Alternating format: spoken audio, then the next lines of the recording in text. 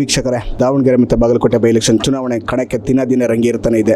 ಇದ್ರ ಜೊತೆಗೆ ಅಂತ ರಾಜ್ಯದ ನಾನಾ MLAಗಳಾಗಿರ್ಬೋದು, ಕಾರ್ಯಕರ್ತ ಆಗಿರ್ಬೋದು, ದಾವಣಗೆರೆ ಮತ್ತು ಬಾಗಲಕೋಟೆ ಮತಯಾಚನೆ ಪಕ್ಷದ ಕ್ಯಾಂಡಿಡೇಟ್ ಮುಖಾಂತರ ಮತಯಾಚನೆ ಮಾಡ್ತಾರೆ. ಇವತ್ತು ನಮ್ಮ ಜೊತೆ ಮೈಸೂರಿನ ಶಾಸಕರ ನಮ್ಮ ಜೊತೆ ಇದ್ದಾರೆ. ಬನ್ನಿ ಅವ್ರ ಜೊತೆ ಯಾವ ಥರ ಇದೆ, ಏನೆಲ್ಲ ಜವಾಬ್ದಾರಿ ಕೊಟ್ಟಿದ್ದಾರೆ, ಯಾವ ಥರ ಮತಬೇಟೆ ಯಾವ ಥರ ಮಾಡ್ತಿದ್ದಾರೆ, ಬನ್ನಿ ಅವ್ರ ಜೊತೆ ಮಾತಾಡ್ತಾ ಹೋಗೋಣ. ಸರ್, ಚುನಾವಣೆ ಪ್ರಚಾರ ಹೇಗೆ ನಡೀತಾ ಇದೆ?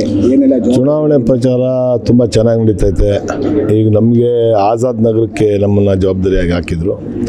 ಆಜಾದ್ ನಗರದಲ್ಲಿ ಈಗಾಗಲೇ ನಾವು 2 ರೌಂಡು ಮತಭಿಕ್ಷೆಯನ್ನು ಬೇಡಿದ್ದೀವಿ. ಮತ್ತು ಮೊನ್ನೆ ಮುಸಲ್ಮಾನ್ ಸಮುದಾಯದ ಒಂದು ರ್ಯಾಲಿ ಮಾಡಿದ್ರು. ನಮ್ಮ ಮುಖ್ಯಮಂತ್ರಿಗಳಾದಂಥ ಸಿದ್ದರಾಮಯ್ಯ ಸಾಹೇಬರು ಮತ್ತು DK ಶಿವಕುಮಾರ್ ಸಾಹೇಬರು ಎಲ್ಲರೂ ಆ ರ್ಯಾಲಿಯಲ್ಲಿ ಭಾಗವಹಿಸಿದರು. ಬಹಿರಂಗ ಸಭೆಯಲ್ಲಿ ಹೆಚ್ಚು ಕಡಿಮೆ ಅಲ್ಲಿ ಒಂದು 15,000 ಜನ ಮುಸಲ್ಮಾನ್ ಬಾಂಧವರೆಲ್ಲ ಸೇರಿ ಸಂಪೂರ್ಣವಾದಂಥ ಬೆಂಬಲವನ್ನು ಕಾಂಗ್ರೆಸ್ ಪಕ್ಷಕ್ಕೆ ತೋರಿಸಿದ್ದಾರೆ. ಮತ್ತು ಕಾಂಗ್ರೆಸ್ ಪಕ್ಷ 100ಕ್ಕೆ 100 ಗೆಲ್ತದೆ. ಸಮರ್ಥವಾಗಿದ್ದಾರೆ ವಿಧಾನಸಭೆಗೆ ಬರೋದಕ್ಕೆ. ಉತ್ತಮವಾದಂಥ ಯುವಕ, ಒಳ್ಳೆಯ ವಿಚಾರವನ್ನು ಇಟ್ಕೊಂಡಿರುವಂಥ ಯುವಕ, ಆ ಥರದ ಯುವಶಕ್ತಿ ಈ ರಾಜ್ಯಕ್ಕೆ ತೀರಾ ಅತ್ಯವಶ್ಯಕವಾಗಿ ಇರೋದ್ರಿಂದ ಅವ್ರು ಬರ್ತಾರೋದು ಒಳ್ಳೆಯದು. 100ಕ್ಕೆ 100 ಗೆಲ್ತಾರೆ ಅವರು. ಸರ್, ನಿಮ್ಮ ನಾಯಕರಾಗಿ DCM ಆಗಿರೋ CM ಏನೆಲ್ಲ ಸೂಚನೆ ಕೊಟ್ಟಿದ್ದಾರೆ, ಏನೆಲ್ಲ ಅಧಿಕಾರ ವಹಿಸಿದ್ದಾರೆ ದಾವಣಗೆರೆಯಲ್ಲಿ ಎಲ್ಲರಿಗೂ ಒಂದೊಂದು ಭಾಗಗಳನ್ನ ಕೊಟ್ಟು ಎಲ್ಲ ನಮ್ಮ ಶಾಸಕರುಗಳಿಗೆ ಮತ್ತು ನಮ್ಮ ನಾಯಕರುಗಳಿಗೆ, ನಮ್ಮ ಗ್ಯಾರಂಟಿ ಕಮಿಟಿಯವರಿಗೆ ಎಲ್ರಿಗೂ ಇಂತಿಂಥ ಭಾಗದಲ್ಲಿ ನೀವು ಪ್ರಚಾರವನ್ನು ಮಾಡಬೇಕು ಮತ್ತು ನಮ್ಮ ಕಾಂಗ್ರೆಸ್ ಪಕ್ಷದ ಸಾಧನೆಯನ್ನು ತಿಳಿಸ್ಬೇಕು. ನಮ್ಮ ಕಾಂಗ್ರೆಸ್ ಪಕ್ಷ ಏನೇನು ಮಾಡ್ತೈತೆ ಮತ್ತು ಏನು ಮಾಡುತ್ತೆ ಮುಂದಿನ ದಿನಗಳಲ್ಲಿ ಅನ್ನೋದೆಲ್ಲವನ್ನು ವಿವರಿಸಿ ನಾವು ಜನಗಳಿಗೆ ಮತವನ್ನು ಕೇಳಬೇಕು. ಮತ್ತು ಸಾಮನೂರು ಶಿವಶಂಕರಪ್ಪನವ್ರು ಏನು ಮಾಡಿದ್ದಾರೆ ಈ ದಾವಣಗೆರೆ ದಕ್ಷಿಣ ಕ್ಷೇತ್ರದಲ್ಲಿ ಅವ್ರು ಏನೇನು ಅಭಿವೃದ್ಧಿ ಕೆಲಸಗಳು ಮಾಡಿದ್ದಾರೆ ಅದೆಲ್ಲವನ್ನು ತಿಳಿಸುವಂಥ ಕೆಲಸವನ್ನು ಮಾಡಬೇಕು ಅಂತ ಅಂದ್ಬಿಟ್ಟು ನಮಗೆ ನಮ್ಮ ಉಪಮುಖ್ಯಮಂತ್ರಿಗಳು ಸೂಚನೆ ಕೊಟ್ಟಿದ್ರು. ಅದ್ರ ಪ್ರಕಾರ ನಾವು ಮಾಡ್ತಾಯಿದ್ದೀವಿ. ಚುನಾವಣೆಯಲ್ಲಿ ಪರವಿರೋಧ ಫೈಟ್ ಅದೆಲ್ಲ ಒಂದು ಮಾತಿನ ವಾಕ್ಚರ್ಯ ಸರ್ವೇಸಾಮಾನ್ಯ ಅವ್ರಿಗೆ ಆದಂಥ ಅವ್ರಿಗೆ ಜನ ನಾಯಕರು, ಅವರಾದಂಥ ಜನ ಫಾಲೋವರ್ಸ್ ಇರ್ತಾರೆ. ರಾಜಕಾರಣಿಗಳ ಹತ್ರ ಜನಗಳು ಯಾವ ಥರ ಅನ್ವಯಿಸಿ ಯಾವ ಥರ ಮಾತುಗಳನ್ನ ಕೇಳಬೇಕು, ಯಾವ ಥರ ಫಾಲೋವರ್ಸ್ನ ಇನ್ಕ್ರೀಸ್ ಮಾಡ್ಬೇಕು ಸರ್? ರಾಜಕಾರಣಿಗಳು ನಾವು ಮಾತಾಡುವಂಥದ್ದನ್ನು ಈಗ ನಮ್ಮನ್ನು ಎಲ್ಲರೂ ಅಬ್ಸರ್ವ್ ಮಾಡ್ತಾ ಇರ್ತಾರೆ. ಸಾಮಾನ್ಯ ಜನರಿಂದ ಹಿಡಿದು ಮನೆ ಒಳಗೆ ಕೂತಿರುವಂಥ ಮಹಿಳೆಯರು, ಮಕ್ಕಳುಗಳೆಲ್ಲರೂ ಅಬ್ಸರ್ವ್ ಮಾಡ್ತಾ ಇರ್ತಾರೆ.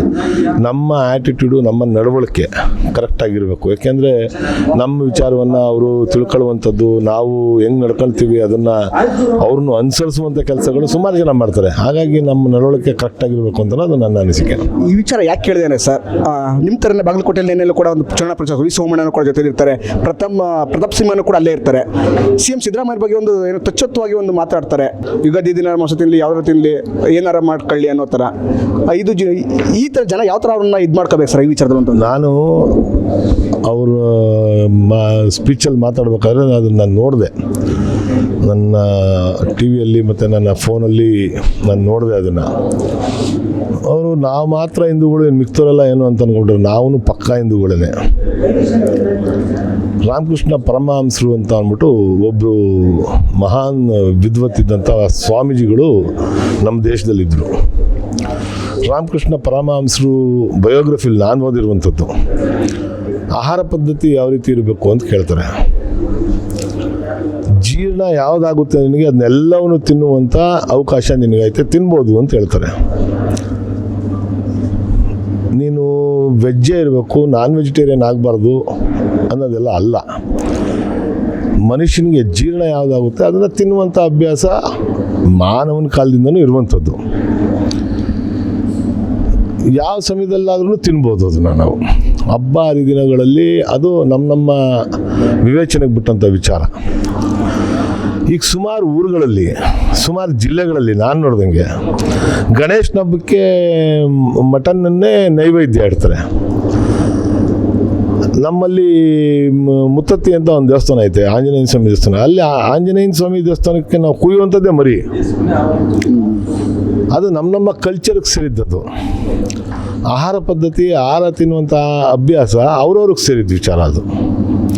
ನಮ್ಮ ಸಿದ್ದರಾಮಯ್ಯ ಸಾಹೇಬರು ಮೌಢ್ಯವನ್ನು ನಂಬೇಡಿ ಅಂತ ಹೇಳ್ತಾರೆ, ಮೌಢ್ಯಕ್ಕೆ ಬಲಿಯಾಗಬೇಡಿ ಅಂತ ಹೇಳ್ತಾರೆ. ಅವ್ರಿಗೆಲ್ಲ ಥರದ್ದು ಜ್ಞಾನನೂ ಐತೆ, ಎಲ್ಲ ಥರದ್ರಲ್ಲೂ ಅವ್ರು ವಿಚಾರವಂತರಿದ್ದಾರೆ. ಅವ್ರ ಆಹಾರ ಪದ್ಧತಿನ ಅವ್ರದ್ದು, ಅದು ಸ್ವಂತ, ಅದನ್ನು ಪ್ರಶ್ನೆ ಮಾಡೋದಕ್ಕೆ ಯಾರಿಗೂ ಹಕ್ಕಿಲ್ಲ. ಮತ್ತು ಇನ್ನೊಂದು ಮಾತು ಹೇಳೋರೆ, ಮುಂದೆ ಬೇಕಾದ್ರೆ ಕಟ್ ಮಾಡಿಸ್ಕೊಳ್ಳಿ ಅಂತ ಅಷ್ಟೊಂದು ತುಚ್ಛವಾಗಿ ಮಾತಾಡುವಂಥದ್ದು ಅವರ ಇದಕ್ಕೆ ಸರಿ ಇಲ್ಲ. ಅವ್ರು ಬೆಳೆದು ಬಂದ ದಾರಿ ಅಂಥದ್ದು ಅಂತ ಅನ್ನೋದನ್ನ ಅವರು ಅರ್ಥ ಮಾಡ್ಕೊಳ್ಬೇಕು. ಎಷ್ಟೋ ಮತಾಂತರದ ಗೆದ್ದಿರ್ತಾರೆ, ಒಂದು ಜನರ ಮುಂದೆ ಗುರುತಿಸ್ತಾ ಈ ಥರ ಮಾತುಗಳೆಲ್ಲ ಬೇಕಾ ಜನರ ಮುಂದೆ ಎಲ್ಲ ಅನ್ನೋದು? ಚುನಾವಣೆ ಎದುರಿಸ್ಬೇಕಾ ಅಥವಾ ಈ ಥರ ಮಾತಾಡ್ಕೊಂಡಿರ್ಬೇಕಾ ಸರ್?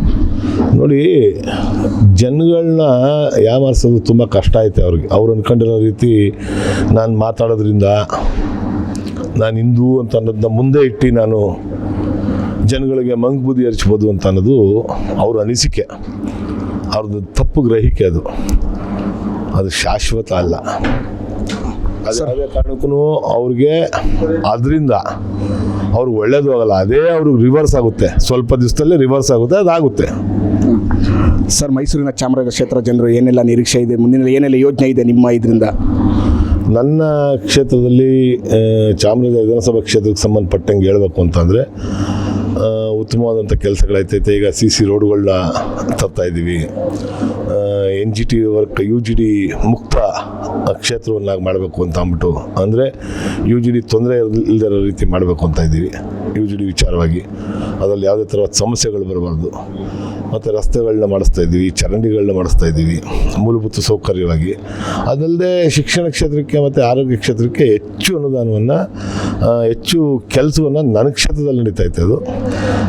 ಅದು ಇಡೀ ಜಿಲ್ಲೆಗೆ ಸಂಬಂಧಪಟ್ಟಂಥ ವಿಚಾರಗಳವೆಲ್ಲ ನನ್ನ ಕ್ಷೇತ್ರದಲ್ಲಿ ನಡೀತಾ ಇರೋದು. ನನ್ನ ಕ್ಷೇತ್ರದವರಿಗೆ ಸುಲಭವಾಗಿ ಸಿಗುವಂಥ ವಿಚಾರಗಳದೆಲ್ಲ. ಹಾಗಾಗಿ ನಾನು ತುಂಬ ಸ್ಯಾಟಿಸ್ಫ್ಯಾಕ್ಷನ್ ಆಗಿದ್ದೀನಿ ನನ್ನ ಕ್ಷೇತ್ರದ ಅಭಿವೃದ್ಧಿ ವಿಚಾರವಾಗಿ.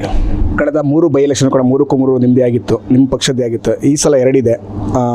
ಯಾವ್ದು ಕ್ಷೇತ್ರ ಎಷ್ಟೆಷ್ಟು ಮತದಿಂದ ಇರ್ಬೋದು ಮತ್ತು ಸಮರ್ಥರ ಬಗ್ಗೆ ಹೇಳೋದಂತಾರೆ? 100ಕ್ಕೆ 100 ದಾವಣಗೆರೆ ದಕ್ಷಿಣ ಕ್ಷೇತ್ರದಲ್ಲಿ ನಾವು ಈಗಾಗಲೇ ಗೆದ್ದಾಗಿದೆ ಅಂತ ನನ್ನ ಅನಿಸಿಕೆ.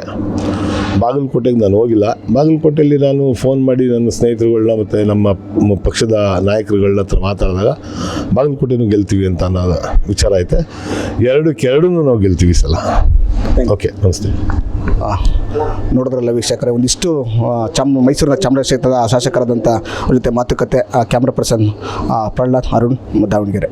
ಹೆಚ್ಚಿನ ವಿಡಿಯೋಗಳಿಗೆ ಪ್ರತಿಧ್ವನಿ ಯೂಟ್ಯೂಬ್ ಚಾನೆಲ್ ಸಬ್ಸ್ಕ್ರೈಬ್ ಮಾಡಿ, ಬೆಲ್ ಐಕಾನ್ ಕ್ಲಿಕ್ ಮಾಡಿ.